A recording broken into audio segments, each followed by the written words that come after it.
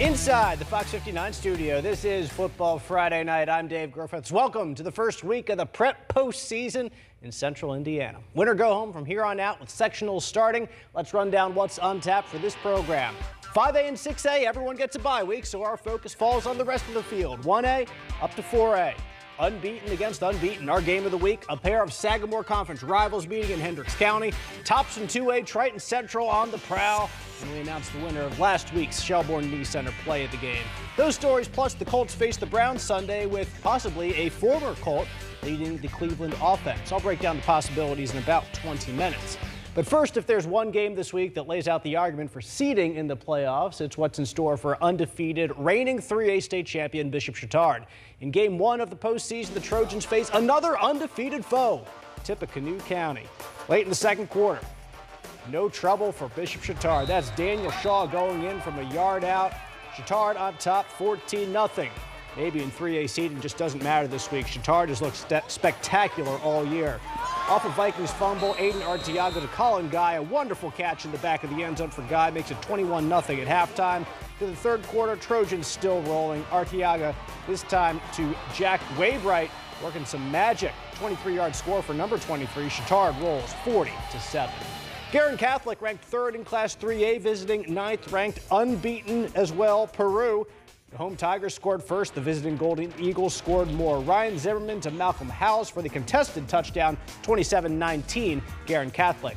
9-0 Hamilton Heights visiting Oak Hill. The Huskies were behind, but then exploded for a huge second half. A blocked punt recovered for a touchdown certainly helps them in that.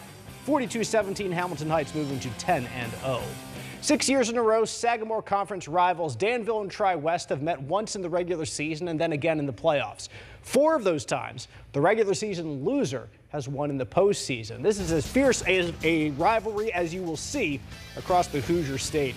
Danville on offense, back to pass, but picked off Jack Cat, showing off his cat-like reflexes, taking it the other way. Please don't change the channel. I promise I won't do it again. On the goal line, Malachi Walden for Tri-West. After first you don't succeed, try again. Eventually plows in for the touchdown. Tri-West in control of this matchup, and they'd be going for 2. Walden to Logan Anderson for the try is good. Tri-West, no trouble with Danville, 42-7. Monrovia hosting Purdue Poly in some 3A action. The home Bulldogs up 7-0. Techies on a long drive, looking to score, but over the middle, the ball picked off. Josie Hand. Poly comes up empty on the play. Monrovia gets on offense. Some misdirection madness in their backfield. Beautiful run by Dominic Kindle. Switches the field at least on this run, if not putting his team up in good position to score, and that's exactly what they're able to do as some more trouble in the backfield. Who's got the ball? Here comes Kindle for the touchdown. Monrovia, big winners, 56-8. Speedway hosting Crawfordsville. The Plugs up by 3 scores at the break. Crawfordsville with the ball first, making the most of their opportunity. Ethan McLemore makes his defender miss and trots into the end zone. But Speedway, sparks flying. Connor Moreland drops back under pressure, lets it rip. Charles Mitchell on the run for the 50-yard touchdown. Plugs on top, 34-13. Speedway was set back by penalties. Jazz Coleman makes it 22 yards up the middle, get the first down and then some. He'd finish off the drive with a touchdown. Speedway winners 48-13. Yorktown at Concordia tonight. Aiden Ewing at running back for the Tigers takes the handoff, showing some great vision to find the hole, and then some slipperiness to avoid a few tacklers, and then the speed to get past everyone else. 80-yard touchdown run for Yorktown. Looking for more as they drop back to pass. The throwback is not going to work out the way Yorktown likes, as Concordia able to pick that one off and go back in for the touchdown, but it was Yorktown getting the last laugh. 31-14, Tigers advance.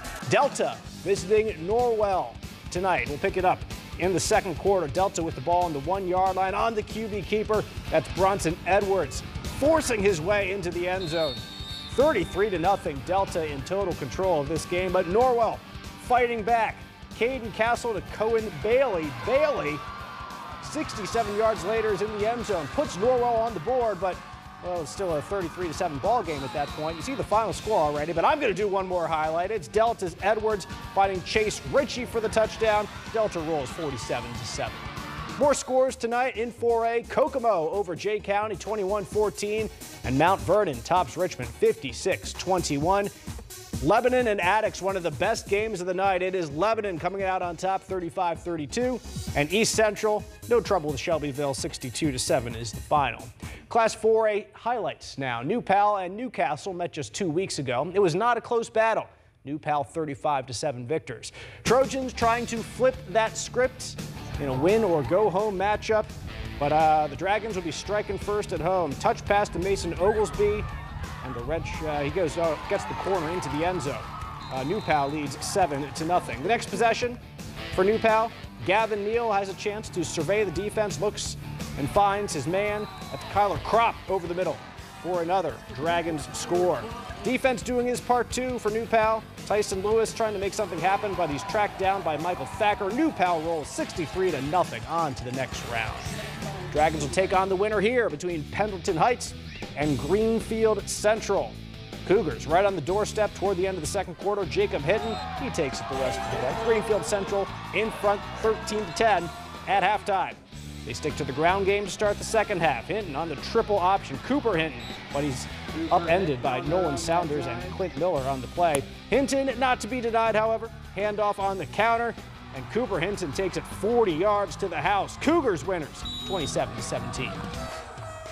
Martinsville visiting Silver Creek tonight. Some more 4A sectionals. Martinsville's run game was working well. Braden Shrake with the rock and in the end zone. 21-7 Arties at that point. To the fourth quarter, Dragons not going away.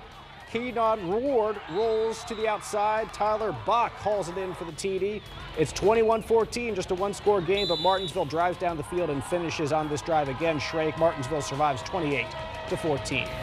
To Bedford North Lawrence out in Evansville this evening, visiting Harrison High. First quarter, the Warriors punting after 3 plays, but it is blocked.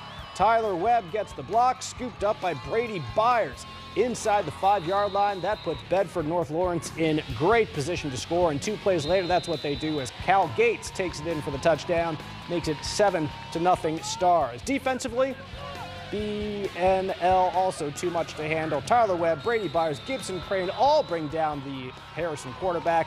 Stars move on 27-6. Stunning not to see Roncalli ranked in the final 4A poll of 2023. They're just 3-6 this year. Could Shortridge hand the Royals an early playoff exit? Well, not if Roncalli had anything to say about it, but we will see Shortridge on offense first here. They drop back to pass, put the ball in the air, but Eli Lauf says, that drive's ending right there, putting the Royal offense out there on the field. So they get the ball.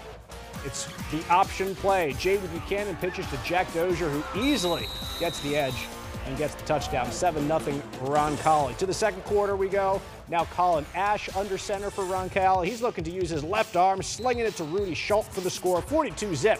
Roncalli moving on. Mooresville hosting George Washington tonight. Pioneers leading big in the second quarter. George Washington trying to come back, but I would advise not running it. Chase Hudson, he just swallows up the ball carrier. Mooresville with the ball now. Hogan Denny, swing out pass to Levi Dorn, who makes a few men miss with some nice moves out there, and Dorn just waltzes into the end zone. It is 48-0 at that time, and boy, it was a tough defensive effort as well. You see that big number on offense, but credit to the Mooresville defense for playing lights-out football tonight. Tyler Rakestraw knifing into the backfield for the sack. Mooresville rolls 55-0. Last 4A game for us tonight is Brebeuf at Northview. First quarter, Braves down 7, but Maverick Geske hits Leroy Lewis for the score, makes it 7-7. To the second quarter we go. Now they're down by 7 again. Geske to C.J. Harris, 5-yard score to tie it up again. But back and forth, Northview scores a touchdown. Now Brebeuf is going to have to score again to even it up before halftime. They do as Taylor Clark gets in the end zone. I got to show you this last play because it was almost an incredible play. Last play of the first half, Brebeuf blocks the Northview field goal. That's Joe Savoom getting it, take it off down the sideline. Eventually, Northview would chase him down at the 1-yard line. But no worries because Brebeuf wins in a shootout. Braves advance 55-50.